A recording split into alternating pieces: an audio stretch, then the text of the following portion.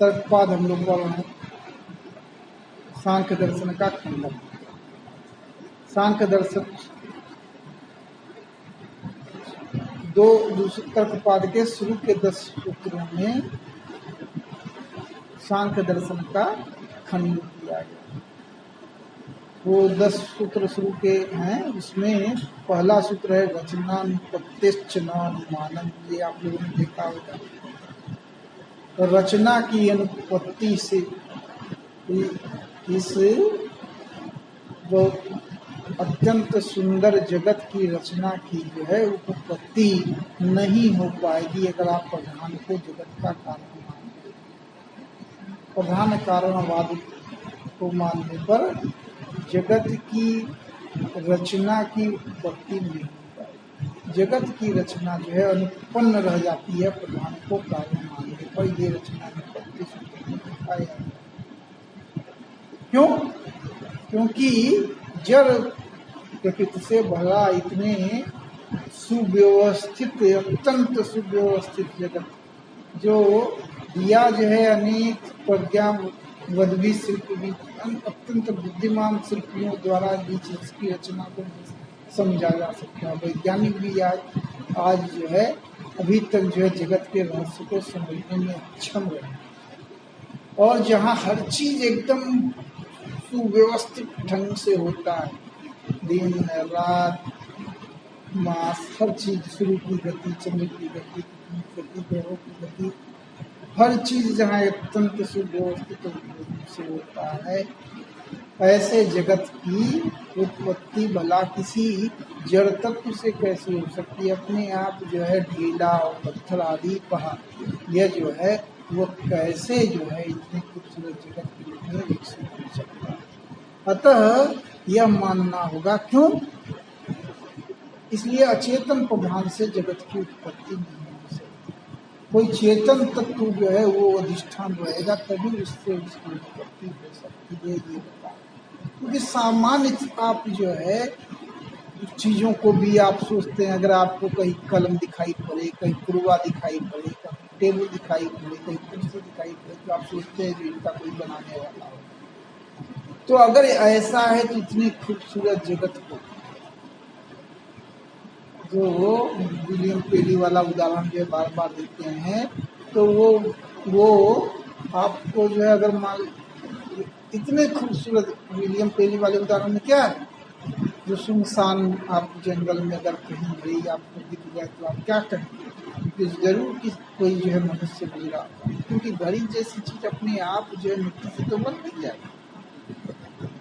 तो जब आप वस्तुओं के निर्माता के रूप में किसी चेतन कारीगर को जो है सोचते हैं कि जरूर कोई चेतन तत्व होगा, तो इतना खूबसूरत ये संसार है, वो आप गौर कीजिए, जिसका कोई स्थानापन्न नहीं। मनुष्य को ही गौर कीजिए, उसकी जो आंखें हैं, उसकी तमाम चीजें, वो क्या उसका एक उसका अभी तक स्थानापन्न हो सकता है क्या?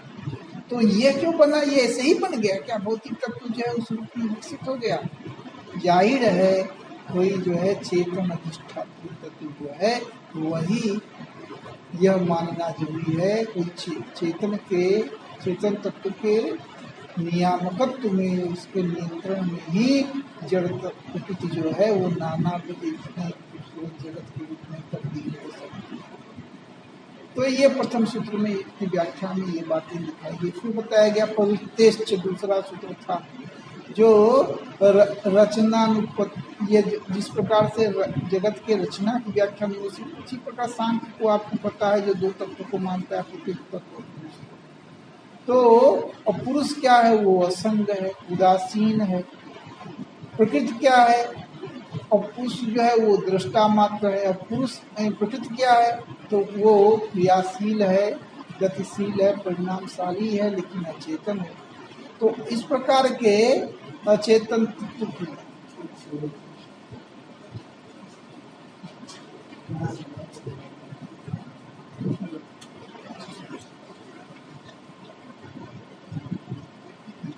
इस प्रकार के अचेतन तत्व से भला इस जगत की, तो अगर वह केवल अचेतन प्रकृति है तो वो प्रकृति भला कैसे जो है वो जगत के रूप में परिणमित होती है? प्रकृति ही जगत के रूप में परिणमित होती है। वहां तो कोई जो है अन्य उसका नियामक नहीं है, निमित्तांतर माना नहीं गया है जो कोई जो है ईश्वर आप मानिए या कोई अन्य सहकारी कारण मानिए। तो ये तीसरे सूत्र में फिर बताया उन्होंने, देखिए ये तीसरा सूत्र क्या था,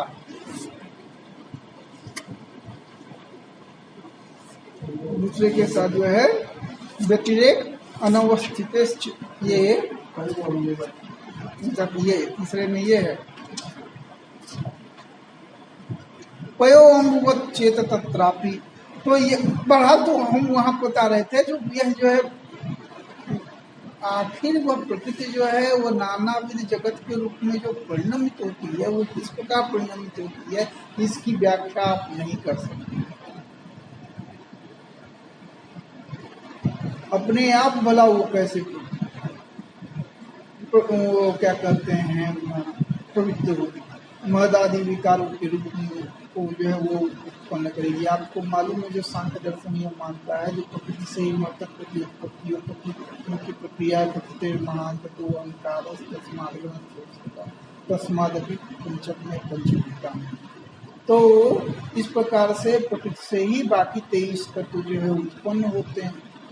लेकिन जो है यह जो प्रकृति क्या है, प्रकृति जो है गुणों की साम्यावस्था है। अब यह गुणों की साम्यावस्था जब भंग होगी तब जो है प्रकृति की प्रवृत्ति आरंभ होगी। लेकिन यह गुणों की साम्यावस्था जो है क्यों भंग होगी, वह कैसे भंग होगी? जरूर कोई एक चेतन नियामक होना चाहिए, या कहिए आप कह रहे हैं पुरुष, तो पुरुष की ये भूमिका सांख्य दर्शन में नहीं बनती है। पुरुष सांख्य दर्शन में क्या है तो वो असंग है, उदासीन है।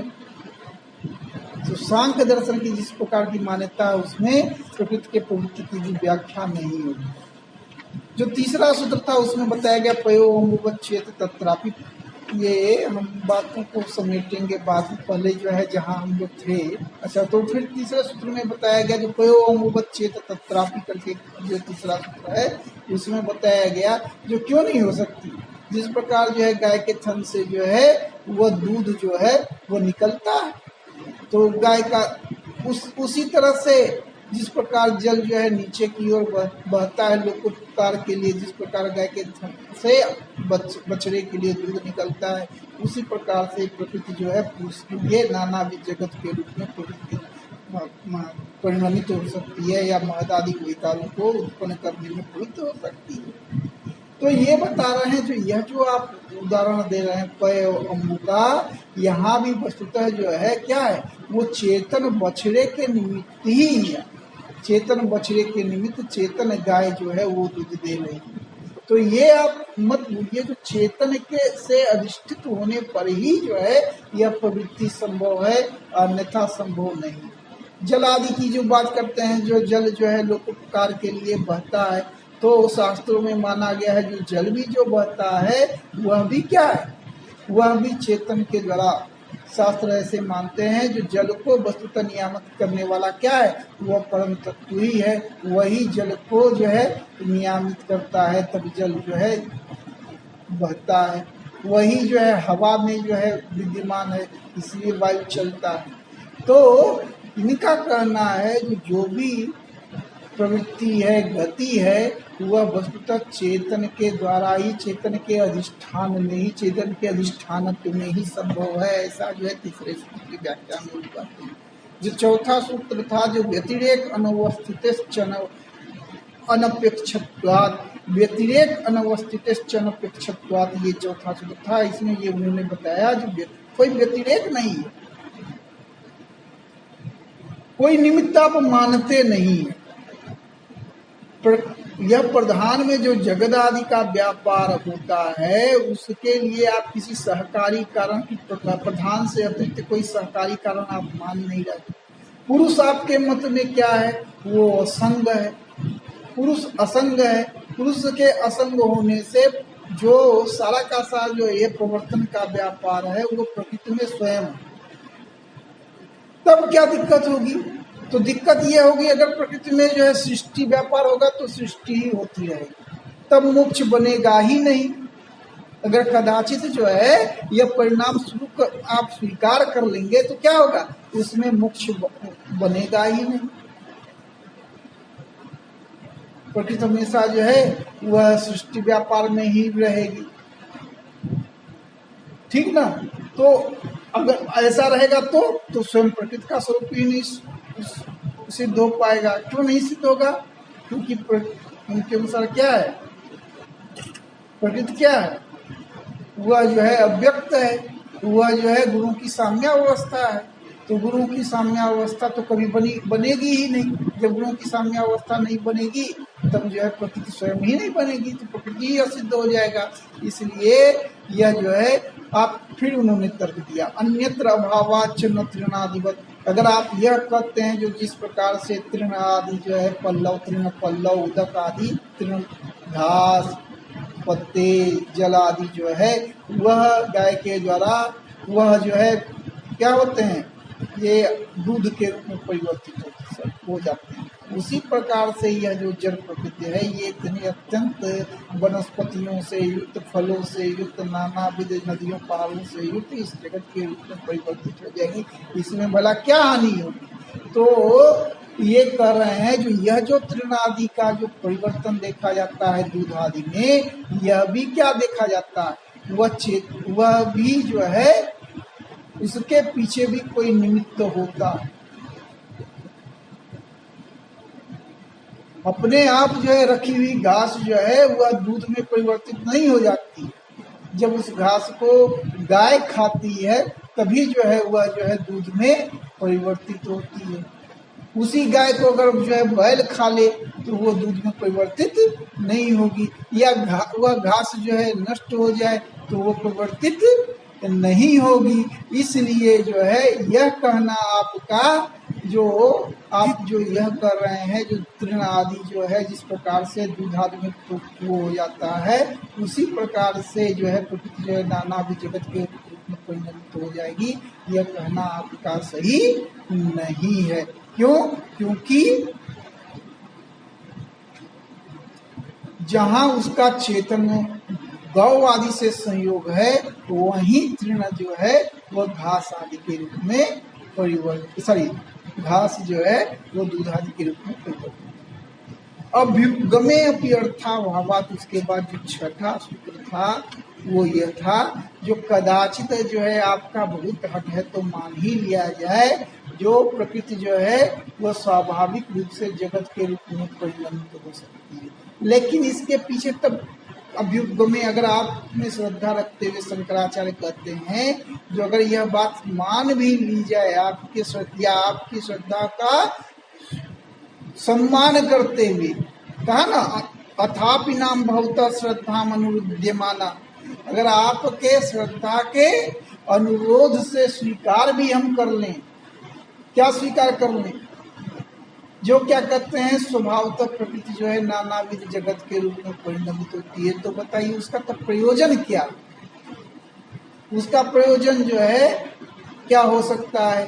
तो यह प्रयोजन जो है यह या तो भोग हो सकता है या मोक्ष हो सकता है, या भोग और मोक्ष दोनों हो सकता है। अगर उसका अगर हम जो है लक्ष्य भोग माने तो भोग जो है क्या होगा, क्या कहा,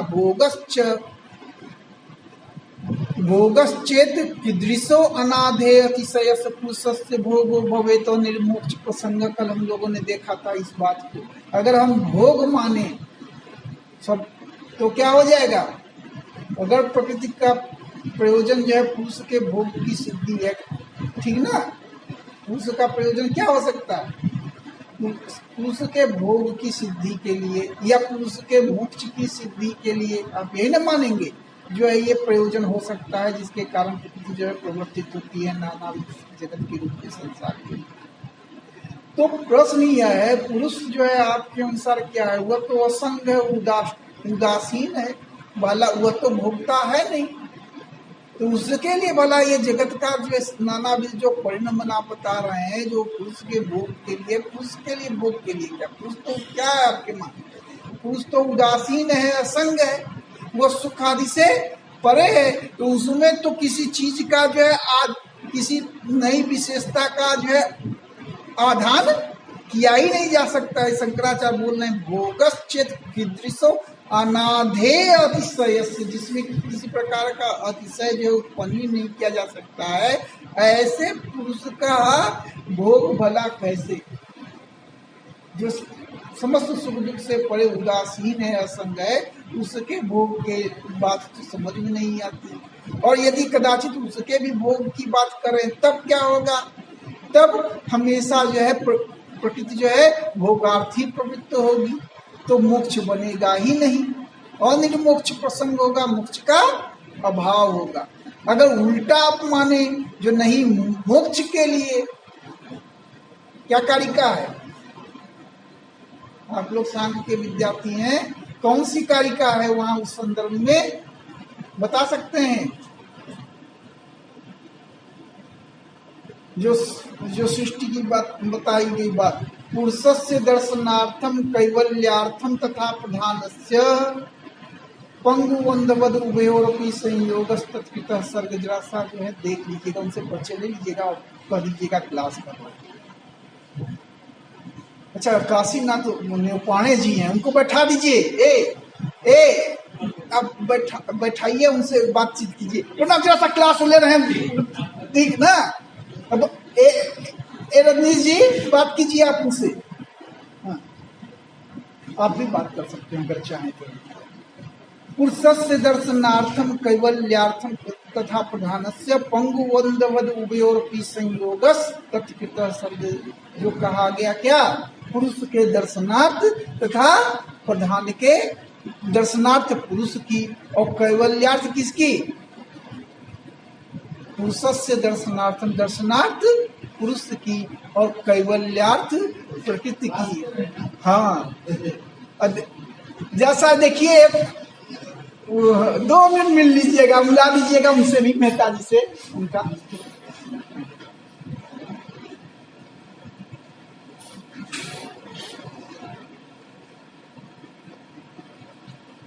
तो हाँ, तो बात हम लोग कहते हैं जो दर्शन, ये पुरुषस्य दर्शनार्थम कैवल्यार्थम तथा प्रधानस्य पंगुबंधवद उभयोरपि संयोगस तत्कृतः सर्ग। देखिए यही नहीं होता है, सीधे हम लोग किए रहते तो खत्म हो गया रहता। दर्शनार्थ पुरुष की, प्रकृति को अपने दर्शनार्थ किसकी अपेक्षा रहती है? पुरुष की। और कैवल्यार्थम तथा प्रधान से, और कैवल्यार्थ जो है प्रधान की आवश्यकता होती है, इसलिए तो वे दोनों में जो है क्या हो जाता है, ये प्रयोजन इन्होंने माना। पुरुषस्य दर्शनार्थम कैवल्यार्थम तथा प्रधान से पंगुबंधवद उभयोरपि संयोगस तत्कृतः सर्ग, ऐसे करके उन्होंने बताया। तो इस पे ये कह रहे हैं, जो अगर मान लीजिए प्रयोजन जो अपवर्ग है, भोग नहीं अपवर्ग है, तो अपवर्ग को तो पहले से ही क्या है, प्रागपि प्रवृत्ति, प्रवृत्ति के पूर्व ही अपवर्ग सिद्धि ही है। और वह अपवर्ग जो है वह प्रवृत्ति से पूर्व ही, क्यों जगत का परिणमन हो, ये नानाविध संसार के रूप में प्रकृति परिणमित हो। जो आप पहले ही कर रहे हैं, जो 2 तत्व है, एक प्रकृति तत्व है, दूसरा पुरुष तत्व है। पुरुष क्या है, वो नित्य मुक्त है, असंग है, उदासीन है। तो जब ऐसा नित्य मुक्त असंग उदासीन पुरुष है ही, तब उसके मोक्ष के लिए भला क्या प्रकृति जो है नानाविध जगत के रूप में परिणमित होगी है? तो ये तो जो है अनर्थ, मतलब ये प्रवृत्ति का जो है कोई प्रयोजन समझ में आता नहीं, अनर्थिका प्रवृत्ति से आता।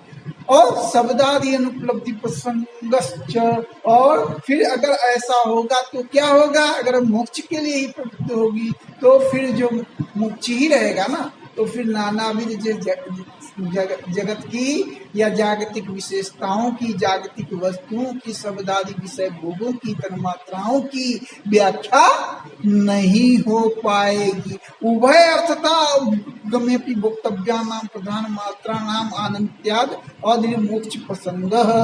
और यदि जो है दोनों ही प्रयोजन माना जाए तो भी क्या है, भोग के लिए नानाविध ही जागतिक भोगों के रहने के कारण यह उनकी कभी चूंकि निवृत्ति नहीं होगी, इसलिए मोक्ष का प्रसंग बन ही नहीं पाएगा, मोक्षा भाव होगा और निर्मोक्ष प्रसंग होगा। ये सब पीछे बताया गया। और बीजोस्तिक निवृत्ति, तो ये उसके बाद जो है पुरुषास्मवत इति चेत तथापि कहा, पुरुष अस्मवद इति चेत तथापि, अगर यह माना जाए पुरुष अस्मवद इति चेत तथापि कहा माना जाए, ये कहा गया पंगुवंधवद उभयोरपि संयोग तत्कुतः संग, जो पंगुवंध न्याय से ये बताते हैं। जो आप जो कह रहे हैं, जो प्रकृति में प्रवृत्ति संभव नहीं है, जगत के रूप में, नाना भी जगत के रूप में परिणमन रूप जो प्रवृत्ति है, वह प्रकृति में संभव ही नहीं है, उसकी व्याख्या नहीं होगी, उसके लिए कोई प्रयोजन होगा ही नहीं। तो ऐसी बात नहीं है। देखिए, पुरुष अस्मवत इति ये कह रहे हैं, जिस प्रकार से जो है वो क्या पंगुवंध न्याय से हम प्रकृति के प्रवृत्ति की व्याख्या करने में सक्षम हो जाएंगे। यही ना आपका कहना था, जो प्रकृति जो है अंध है, तो ऐसे अंध प्रकृति से इतने सुव्यवस्थित संसार की उत्पत्ति नहीं हो सकती है। तो यह जो है यह सुव्यवस्थित संसार रूप में महदादि विकारों के रूप में परिणमन जो है, यह प्रकृति का जो हो रहा है, वह कैसे, वह इसका प्रवर्तक कौन है? तो वह पुरुष जो है वह साक्षी, मध्यस्थ और असंग होने के बावजूद भी प्रकृति के परिणमन में उसी प्रकार से प्रवर्तक की भूमिका कर निभा सकता है। ठीक ना? निभा सकता है। जिस प्रकार से कोई व्यक्ति क्या है, वह चलने में अक्षम है, वह पंगु है, लेकिन वो क्या कर सकता है, वह अंधे को क्या, चलने में जो अक्षम व्यक्ति है वह अंधे को, ठीक ना, अंधे की सहायता से वह अपने लक्ष्य तक पहुंच ही सकता है, या अंधे को उसके लक्ष्य तक पहुंचा ही सकता है। तो अंध में प्रवर्तकत्व जो है वह उत्पन्न करे, अंधे में प्रवृत्ति वो उत्पन्न करके अंधे को उसके गंतव्य तक पहुंचा ही सकता, ठीक ना। तो पंगुवंध न्याय से ये व्याख्या हो जाएगी। या जिस प्रकार जो है, कहिए क्या, यानी कि जिस प्रकार, ठीक, और इसी प्रकार से जैसे जो है चुंबक में परिवर्तन नहीं होता है, लेकिन वह लोहे को प्रवृत्त कर ही सकता है, उसी प्रकार से यह जो प्रकृति है वह पुरुष के द्वारा क्या हो सकती है, प्रवृत्त हो ही सकती है। तो अत्र उच्च, ये शंकराचार्य ने कहा, यथा कश्चित पुरुषो दृक् शक्ति संपन्न प्रवृत्ति शक्ति विहीन पंगुर परम पुरुषम प्रवृत्ति शक्ति संपन्नम दृक् शक्ति विहीनम मंदम अधिष्ठाय प्रवर्तयति, यथा वा अयस्कांतो अस्मा स्वयं अप्रवर्तमानो अपि अयः प्रवर्तयति, एवं पुरुषः प्रधानं प्रवर्तयिष्यति दृष्टान्त प्रत्ययेन पुनः प्रत्यवस्थानम्। जिस प्रकार से कोई दृक् शक्ति संपन्न पुरुष प्रवृत्ति शक्ति विहीन होने पर भी पंगुर परम प्रवृत्ति शक्ति, जिस प्रकार से कोई दृक् शक्ति संपन्न पुरुष वह भले ही प्रवृत्ति शक्ति से विहीन है, ठीक ना, ऐसा जो पंगु है वह अपरम पुरुषम प्रवृत्ति शक्ति संपन्नम दृक् शक्ति विहीनम, दृक् शक्ति से विहीन लेकिन प्रवृत्ति शक्ति से संपन्न पुरुष को, यानी को अधिष्ठाय, ठीक ना, कंधे पर बैठा करके उसे प्रवृत्त करता है। उसी प्रकार से अथवा जैसे अयस्कांत अस्मा, जैसे जो अयस्कांत मणि लोहे का जो चुंबक होता है वह स्वयं अप्रवर्तमान होने के बावजूद जो है वह क्या है, अयक का लोहे को प्रवृत्त करता है। उसी प्रकार से पुरुष भले ही असंग है, भले ही निष्क्रिय है, लेकिन वह प्रकृति को तो प्रवृत्त कर ही सकता है। ऐसा कह करके इति दृष्टांत प्रत्ययन, इस दृष्टांत के बल से पुनः प्रत्यवस्थानम, फिर से सांख्य मत जो है वह इस खड़ा हो जाता है। ठीक ना। फिर सांख्य मत यानी कि सांख्य मत यह कहता है, जो देखिए अब हमारी बात ऐसे हो जाए। अत्र उच्यते तथापि नैवद्योषात् निरुमुक्षो अस्ति, इसके बावजूद दोषों से यह जो है यह मत भी क्या है, दोष से मुक्त नहीं है। अभ्युपेत हानम तावद दोष आपतति, क्योंकि अभ्युपेत हानम तावद दोष आपतति, यह जो आपकी जो मान्यता है वही क्या हो जाएगी, अभ्युपेत हानम, उसी का हान हो जाएगा। अभ्युपेत हानम तावत दोष आपतति, क्योंकि जो आप मानते हैं उस आप स्व अभ्युगम हानि उसको बोला जाता है। अपनी ही मान्यता की हानि हो जाएगी। आपकी मान्यता क्या है, जो प्रधान से स्वतंत्र से प्रवृत्ति अभ्युगमात, स्वतंत्र प्रधान, आप प्रधान स्वतंत्र प्रधान में प्रवृत्ति स्वीकार करते हैं। पुरुषश्च प्रवर्तकत्व अभ्युगमात, पुरुष में प्रवर्तकत्व आप स्वीकार नहीं करते हैं। कथम च उदासीन पुरुष प्रधान प्रवर्तित, भला उदासीन पुरुष प्रधान को कैसे प्रवृत्ति कर सकता है। पंगुरपि ही अंधम पुरुषम वागादि भी प्रवर्तित, पंगु भी पुरुष को, अंधे पुरुष को वाग आदि के द्वारा प्रवृत्ति करता है। नैवं पुरुष से कश्चित अपनी प्रवर्तन व्यापारो अस्ति निष्क्रिय, लेकिन जो है पुरुष वह है क्या है, उसका कुछ भी प्रवर्तन व्यापार नहीं है, वह तो निष्क्रिय है, निर्गुण है, तो वो भला कैसे जो है प्रवृत्ति कर सकता है, किसको है, प्रकृति को। ना भी